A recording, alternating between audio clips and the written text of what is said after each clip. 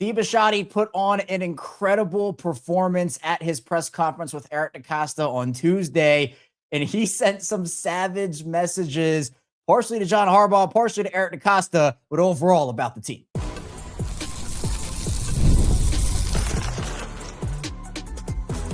You are Locked On Ravens, your daily Baltimore Ravens podcast. Part of the Locked On Podcast Network, your team every day. You are Locked On Ravens. Welcome into the show. I'm your host, Kevin Ostreicher of Ravens Wire, here with you on the Locked On Podcast Network, your team every day. Now the number one sports podcast network. Appreciate everybody for being here on this Wednesday midweek edition of the show, making Locked On Ravens a part of your day. And thank you to all the everydayers, the first-time listeners. If you're somewhere in the middle, thank you as well. We have 5 days a week plus more of daily Ravens coverage and content here on the show. And on today's show, Steve Bisciotti are the three segments we're going to be talking about today, because Steve Bisciotti, he spoke with the media alongside Eric DeCosta on Tuesday, something that doesn't happen as much as it used to. In fact, Bisciotti hasn't talked in a setting like that in a while. So he had a lot of things to say, had some savage messages about the team, talked about John Harbaugh, the head coaching search, Lamar Jackson, roster construction.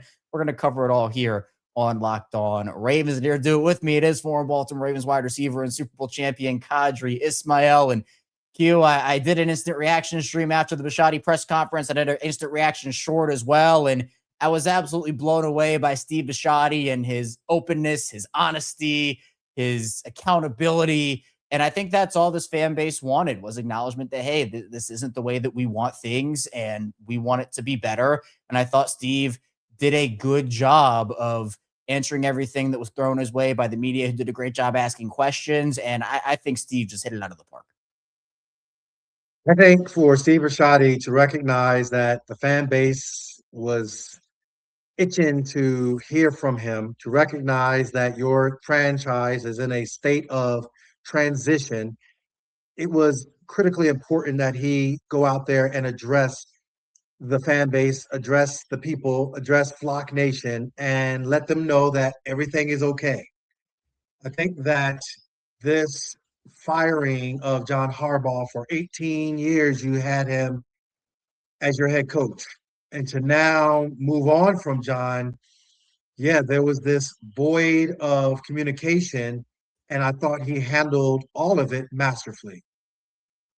He was awesome. He was incredible. And a lot of different topics this press conference ended up spanning, and I thought Steve did a great job with it. I think obviously where everybody wanted to start and where it did start was with the firing of John Harbaugh and kind of how all that went down. What was the process that went into it? And he ended up outlining some key reasons why he thought that change was needed. He said, quote, "We led the league in giving up leads in the fourth quarter. It's not something that winning organizations do. We have underperformed based on our season in the playoffs. Very disappointing." And he also made it clear that, hey, look, the players also had a role in that. And it wasn't, like he essentially said, like, look, John Harbaugh, he's not the only reason that this whole thing happened. But as a team, he said, look, it's a very disappointing thing. And he made it clear that he talked to a bunch of veterans, and he said that didn't necessarily had a large part in his decision overall, but he said that it is important to him to get the opinions of his players. He said his decision by Monday was pretty much said, and there was a lot to be said about the phone call that was reported that happened. Bisciotti fired Harbaugh over the phone. He confirmed that and actually said, quote, "I never dreamed of firing someone by phone, but when I made my decision, I was home and he was in his car heading to his house. I thought it would be a jerk move to call him up and say, meet me at the office in an hour." And Harbaugh, apparently when that happened, said, "You don't owe me anything." And, Steve was like, I guess apologetic about it is the word I would use, but still, like, the reasoning behind it makes sense. And it's what a lot of the fan base was thinking, is that there is a standard here, and the things that were going on the football field was not up to the standard that this team needed it to be.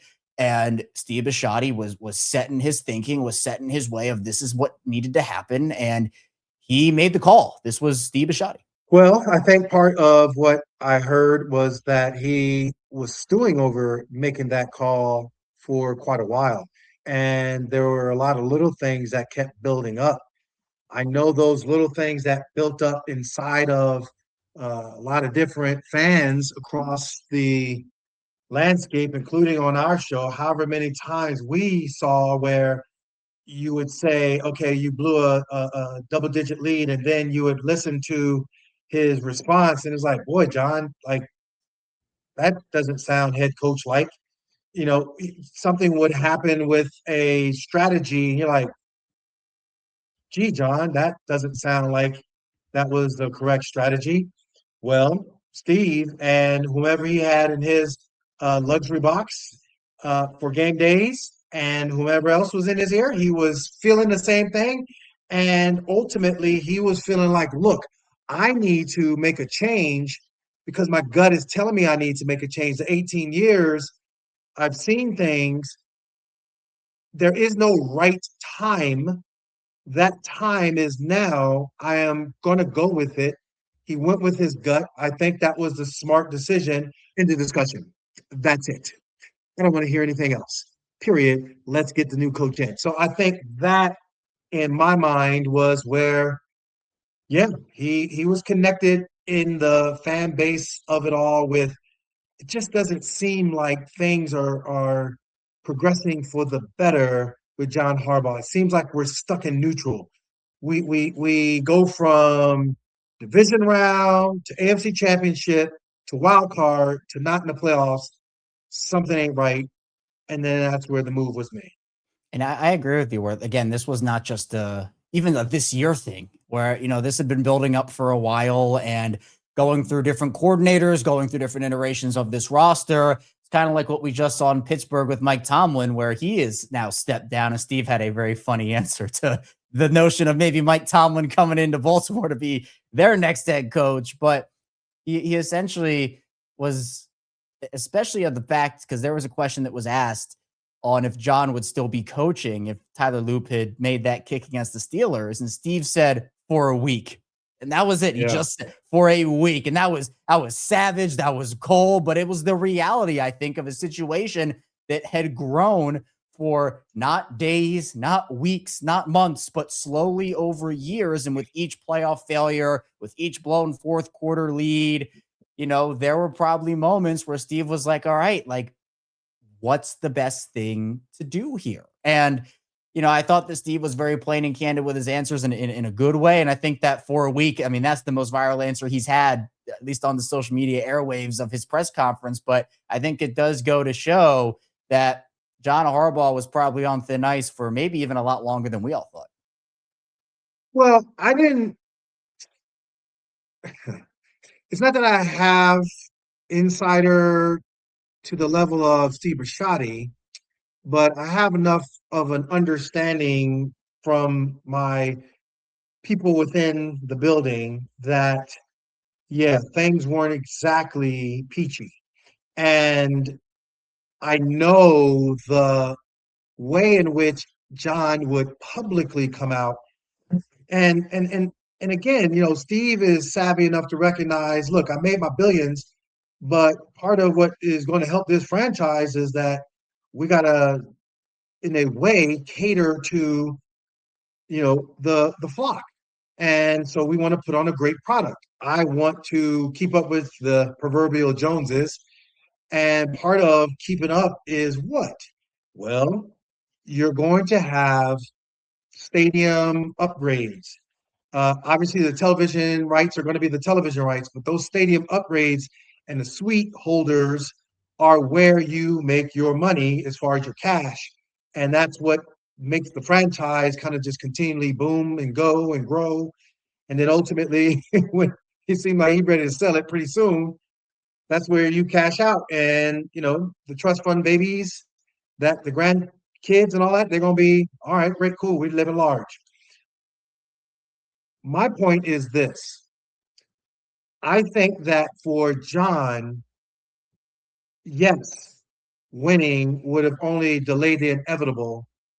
The only thing would have saved him was a Super Bowl hoisting moment.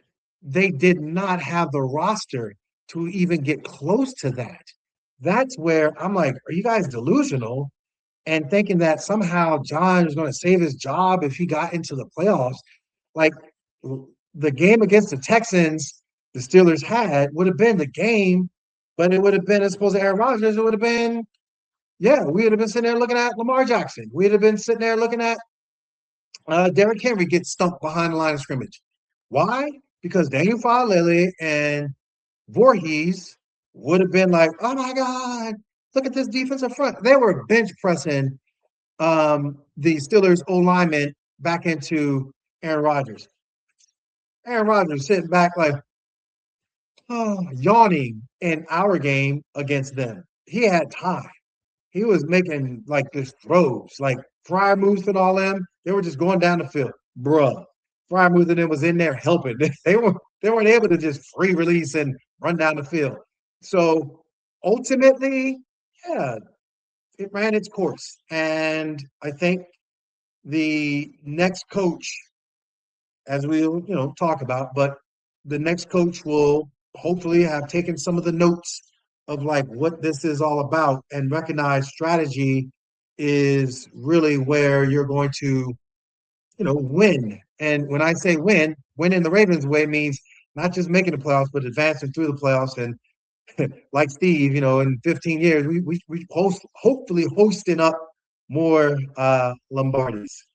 Yeah, and it was a big thing that there was a huge question mark about whoever was the winner of that Ravens and Steelers game would go to the playoffs, and then that team would feel complacent enough, and the head coach would come back for a year. I mean, Steve's answer of saying 1 week of would John still be coaching if Tyler had made that kick and they go into the playoffs shows that was not the mindset, and proves exactly your point, Q, which was Super Bowl or bust was the mentality, something John Harbaugh had pushed against before the season started. And honestly, both teams, their coaches are gone. So both fan bases now in Baltimore and in Pittsburgh are going to go through a reset here. But coming up, Q, you mentioned about Eric DeCosta. I do want to talk about what Steve had to say about Eric and some about what Eric had to say as well. Also get into the head coaching search for the Ravens, what Steve had to say about that and Eric as well, and a lot more. So stay tuned. Plenty coming up on Locked On Ravens.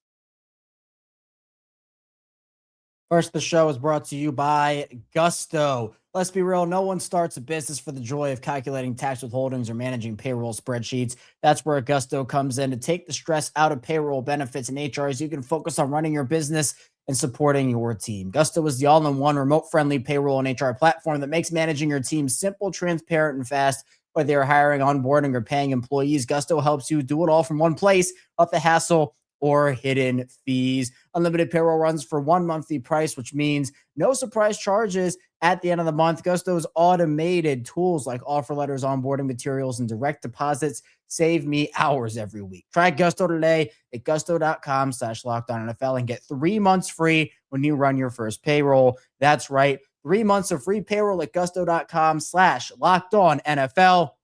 One more time, that's gusto.com/LockedOnNFL. Hey, it's Matt Derry from the Locked On Lions podcast. The people I love depend on me. If I'm gone, the financial responsibilities don't disappear. I didn't want my family figuring things out during the hardest moment of their lives. That's why I knew only one place to go. I chose life insurance through my friends at Ethos. Ethos makes getting life insurance fast and easy, 100% online. You can get a quote in seconds, apply in minutes, and get same-day coverage. There's no medical exam. You just answer a few simple health questions. You can get up to $3 million in coverage. Some policies are as low as $30 a month. I love the folks at Ethos. Protect your family with life insurance from Ethos now by going to ethos.com/LockedOnNFL. In as little as 10 minutes, you can get the free quote and up to $3 million in coverage at ethos.com/LockedOnNFL.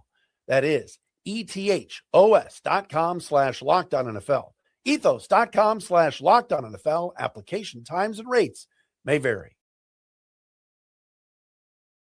Moving along, Locked On Ravens. Kevin Oestreicher still here with Qadry Ismail. We're diving into everything Steve Bisciotti, Eric DeCosta press conference. A great showing by Steve Bisciotti to, I think, really put some confidence back into this fan base. I know it put confidence into me here. So thanks to everybody for tuning in here, making Locked On Ravens a part of your day and your first listen each and every single day. We have 5 days a week plus more of daily Ravens coverage here for you, even in the offseason. We're a year-round show. This is episode 1,683 consecutively here for me since taking over the show in 2019. I've never missed an episode of it. Plus, we have bonus episodes on the weekends when there are headlines. We got instant reactions like we had to the Bisciotti and DeCosta press conference. We got watch-alongs during games, as well as the squad show twice a week with me and Q, as well as Sam and Joku, and you want to tune into that because you never know what Q's about to say on that show. And I mean that. Like, you legitimately do not know, but you're going to want to find out what he has to say on the Squad Show. And plus, we have him here, and we don't know what he's going to, Q, you have to talk about aura. I think Steve Bisciotti had some aura in that press conference on Tuesday. But let's keep talking about what Steve had to say, particularly about Eric DeCosta, because you mentioned the roster and some of the flaws that this team clearly had. And he has a lot of respect for Eric DeCosta. Like there's a mutual respect there. But when asked about, the whole situation and when mentioning and talking about Eric, Steve said, quote, "I think Eric's one of the best GMs in the league. I'm very, very pleased with Eric. I know Eric's been very introspective about his failures and how they contributed to our dear friend being shown the door." And when you pull out that "our dear friend" line, that's like a boss line. Like, oh, you better watch it now. You better. And that's the thing we've talked about, Q, is Eric DeCosta being more on thin ice now. And Eric, to his credit, took accountability, said it starts with him. And again, that's what Ravens fans want to hear. But what they don't want to see is what we saw this past season. And Steve was very critical about the offensive line in particular and the pass rush, about saying, look, we identified these issues and we worked on them. And then these were the issues that were identified again, and guys didn't grow enough. And the guys that they were expecting to take leaps didn't take leaps. And so we mentioned the coaching staff, the scouting, internal, like all that stuff. Like, Steve Bisciotti here, multiple savage messages. And we can talk about, that's a savage line with Harbaugh, and that's a savage, our dear friend line with DeCosta. But the reality is, Steve sent a very firm message of this cannot be the thing that happens again this season. There has to be change in that department. And obviously, personnel roster wise, essentially saying it without saying it, that Eric DeCosta needs to get that thing rolling this offseason. Yeah, pretty much. And I think it's so cool that, Steve mentioned those areas. And I also think, though, for them, they mentioned those things. I would have maybe loved a little bit of stronger language. It's interesting how, I guess from a player's perspective, when you're in the meeting and the video is on and you're looking at the film and you're like, man, I missed that block. And they're talking about how you missed that block. And then you got to hear it from, the media, and you got to hear it from, the fan base. But yeah, when it came to Eric Costa, he was like, well, we missed on that, my expectations and what I thought. And then he kind of he'll speed bump over his thing, like, yeah, some of the scouting, some of the this, some of the that, some of that. I'm like, no. We're talking about you. And that's where I think, in my mind, I appreciated that Steve went back to saying, look, it was a miss and those guys didn't develop. But I also think it was a miss from a scouting department who is in charge of that. That is Eric Costa's realm.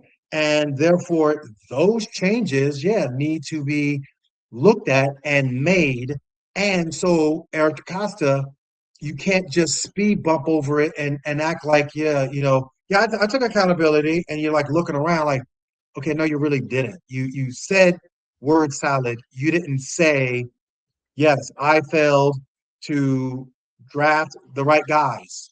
I failed in my evaluation. Now, I understand, yes, there is an expectation and a standard here.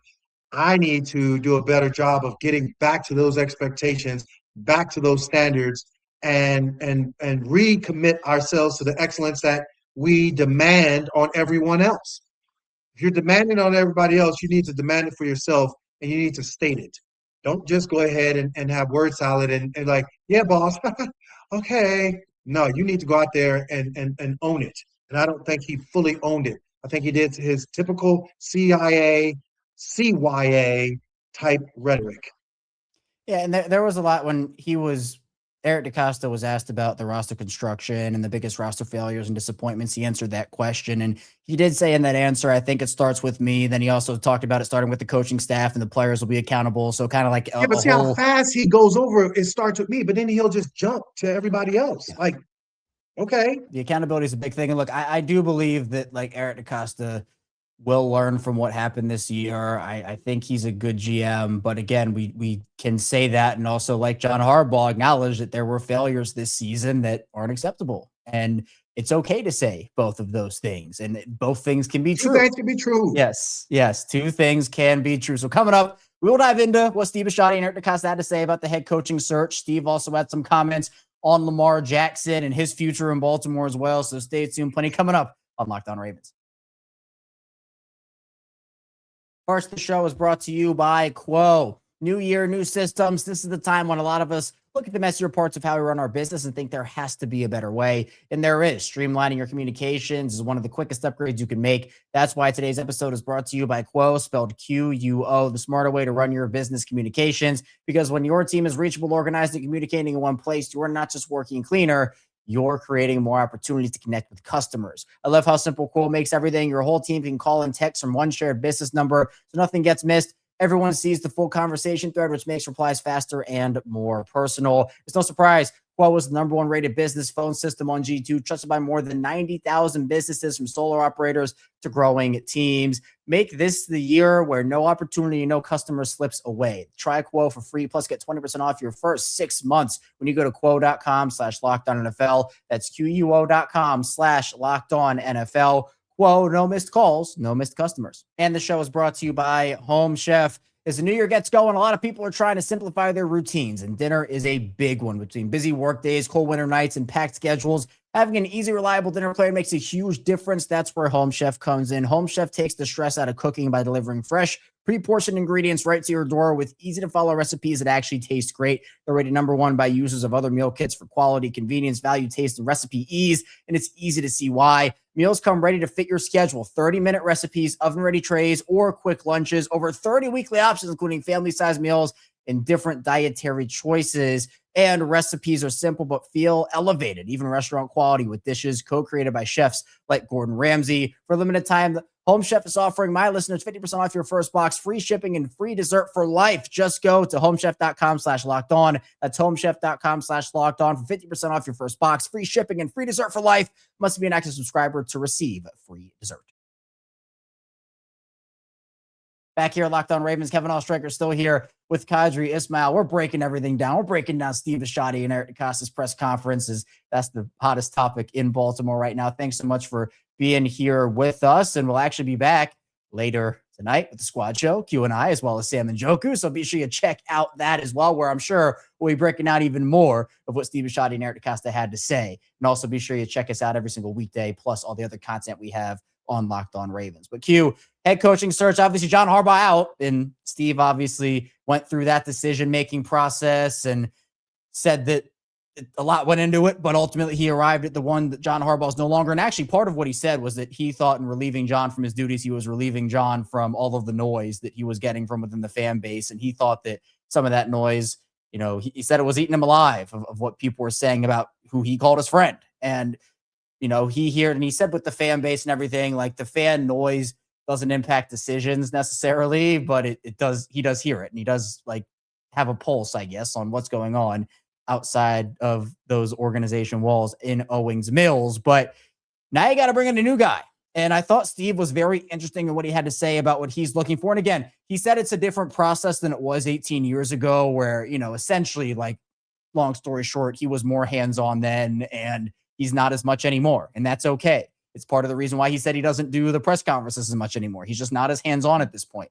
But he talked about Eric DeCosta, Ozzie Newsome, Sashi Brown all having a role, and they're doing all these interviews right now. They're going to come up with some candidates. Steve will be involved in that process, and actually said that Lamar, he was invited to be involved in that process where he can come up from Florida, and Lamar apparently said that he thinks he'll take him up on that, so we'll see. But in terms of what Steve actually said about what they're looking for, he said, quote, "Unlike 18 years ago, I'm very intrigued by coaches that were the hottest OCs and DCs 5, 6, 7 years ago in their cycles, got jobs and got to teams that were non-competitive and didn't have a QB, and they grind for 3 to 4 years and they're caught up in the cycle." Also mentioned that some college coaches have reached out to the Ravens, but the Ravens have not reached out to college coaches themselves, kind of deferred that more Eric DeCosta. But I think the consensus was that the Ravens were going to go with a young guy, a Clint Kubiak, a Jesse Minter, someone who could grow within the organization. But Steve's comments kind of flipped that on its head a little bit. And so those coaches that were kind of washed through the cycle and caught up in it, went to places after being hot candidates. Mike McDaniel is one of those. Brian Flores is one of those. Robert Saleh is one of those. Matt Nagy is one of those. Kevin Stefanski, like these veteran head coaches who have been there and done that. So seems like the experienced head coach might be a lot more in play than people thought it was. I think those statements he made really made sense when it comes to what did you learn and how did you grow and how are you better? What is it if you had a chance to do it again? Clearly, you had talent back then as a coordinator. It's not like you lost it. You reestablished yourself. So let's talk about it. Okay.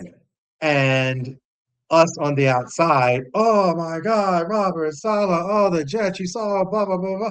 Oh my God, Flores, oh, Brian Flores, what in the world? What happened to Tua and all that? Oh, Kevin Stefanski, even in that regards, it was like, wow, okay, you learned some things, you did some things, you was coach of the year. That was awesome. No, Kevin Stefanski, no. So with all that said, those guys, I think, that was really cool. I thought that was smart of him to kind of present it that way.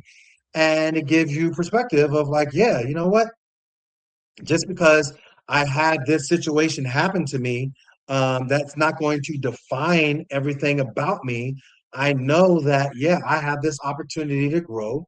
I'm going to grow. I'm going to be better. And I think if you're going to, if anybody's going to go for a ride of success, you better go ahead and hire me as your head coach because I feel like I'm ready to go ahead and understand those other challenges that I had. I better know how to manage them now, and I'm gonna help whomever hires me.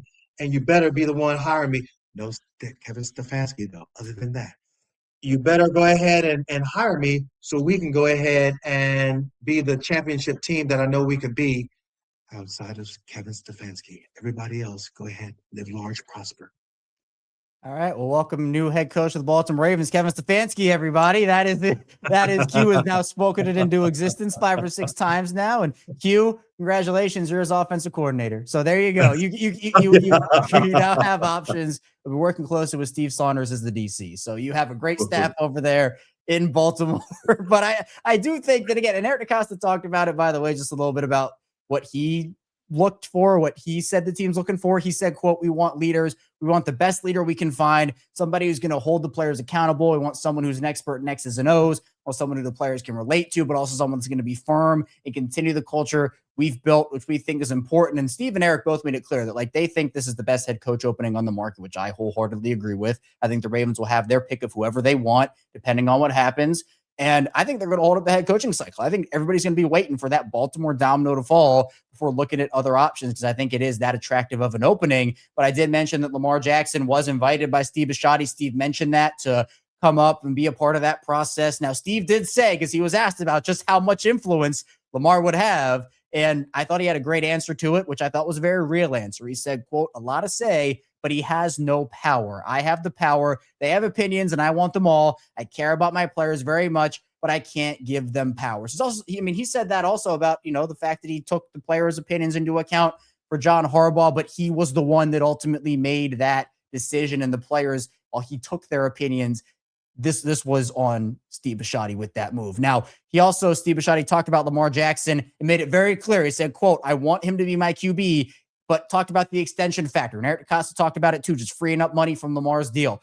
Steve said, quote, if he doesn't want to do an extension, we throw those $74 million into void years, and Lamar's coming back at the same cap number he was last year. You can play with that money, but that's not what we want. We want another window. Kind of talked about they had the mechanism in place, the franchise tag to, keep him around the first time. But like that first time, the Ravens lost out on free agency because of that franchise tag number. That's a fully guaranteed number. And with Lamar's cap hit being $74 million, you cannot operate in free agency that way. You still have some money, but you'd be able to do a lot more if Lamar's cap hit gets eased up and freed up But, Steve Bisciotti left no stone unturned there. And also, Steve made it a point to say that he and Lamar did have a conversation and said, quote, he said, everybody's saying, I have a problem with Todd Monken. This is what Lamar's saying. Everybody's saying I have a problem with Todd Monken. I don't really have a problem with Monken. Then I hear I have a problem with John Harbaugh. I don't have a problem with Harbs.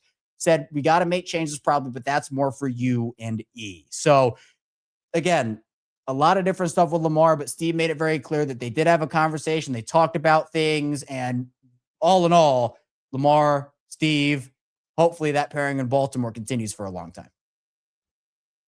Yeah, I think the conversation and the way in which he recognized, he's not confrontational, and the way I think Lamar recognizes and flexes his power accordingly. And I think guys in the locker room respect it. They know it. It's Lamar Jackson. I'm not. But also the organization recognizes that, that's Lamar Jackson. And, we got to cater to the bigger picture of working together. And there's some give and take in the way in which Lamar does business, which, hey, if you got it, bro, go ahead. I'm never going to deny that. And that's the way you want to do it. Absolutely. Keep doing it, bro. Do your thing. If it becomes a scenario where a divisiveness comes about, sure, then that's a different conversation. But I don't see this as that. And I see that, Steve, hinted on to what you were saying regarding the salary cap and the voidable years and the dead cap years. Okay, we get it, we understand it, and I think that's where for them working together, obviously they moved on from John Harbaugh. He clearly said that was my decision, boss move. He was aura-farming with the whole flow of it all, and he's like, look, I'm gonna get your opinion, but at the end of the day, 6-7. Okay, we're gonna just do what we do, and in all of that, I'm going to be the one. I'm the head person in charge.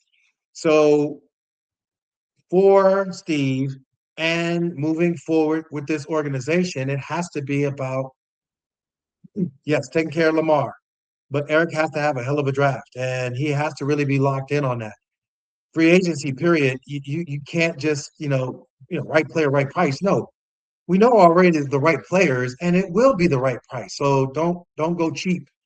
And I think ultimately, those building of the staff / whoever is in your scouting department, you guys need to come off all the whole idea of metrics and just kind of that sterile look. Go ahead and kind of touch a human and be like, oh, you really are fast, or oh boy, you look good and your metrics looked all that, but boy, I just realized something. No, you're not a good fit for our team. Okay, moving on. And then, oh wow, you're a little rough around the edges, but no, you are good for our team. Let's go ahead and take you. I think that needs to kind of get back in, be a human, and not rely so much on these analytics that will decide whether or not you have a guy on your team or not. I'm really intrigued to see how this whole process plays out, obviously with the head coaching search and who they bring in. But there are a lot of personnel decisions this team has to make over the next handful of weeks heading into free agency. Free agency starts in just about 2 months now. So lots of big decisions ahead for Baltimore. And I thought Steve Bisciotti did a great job in that press conference. And like I told, I said it on social media, I can't wait for the next one. When's the next Steve Bisciotti press conference? I will be there and I will be watching. But Q, I appreciate you. Thanks so much for hopping on the way out. Be sure to tell people where they can find you and what you're working on. Yeah, Qadry Ismail, missile training. The missile training element of it all, you can find me on missiletraining.com.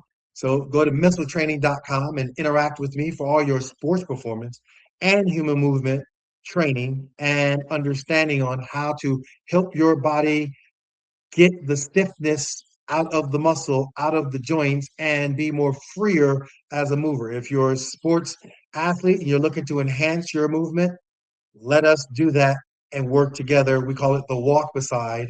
Therefore, missiletraining.com is where you can interact with me. Of course, WJZ is where you're going to find me during the regular season. We got our Purple pregame show during the off season. Yes, from time to time, you'll see me on doing my purple shows as well, giving you some good insight information there. But also, we here at Locked On Ravens, we, Kevin Ostriker and I, break it down with you every week, each and every week, giving you some insight on the happenings of the Ravens, like we did tonight. And every week, we have our squad show twice a week, breaking it down. Sam Njoku, Kevin Ostriker, Qadry Ismail, hanging out with you. Check out that live stream. We love having you guys on, interacting with us, doing it. Raven Flock, let's go. Absolutely. And be sure you go check out Q and all of his work. Links will be in the description down below. And of course, yes, you can catch us tonight on the Squad Show. 7:30 p.m. Eastern time. Around then, we'll be breaking everything down even further. But Q, I appreciate you. Thanks so much for hopping on. And thank you to everybody who watched and listened today to Locked On Ravens. Be sure on the way out, hit the like and subscribe button in video form and follow along and subscribe in audio form for 5 days a week, plus more daily Ravens coverage. Coming up, we'll have the Squad Show later tonight. And then, of course, we'll be back tomorrow with another edition of the show. So be sure to stay tuned. I'll see you right back here soon on Locked On Ravens.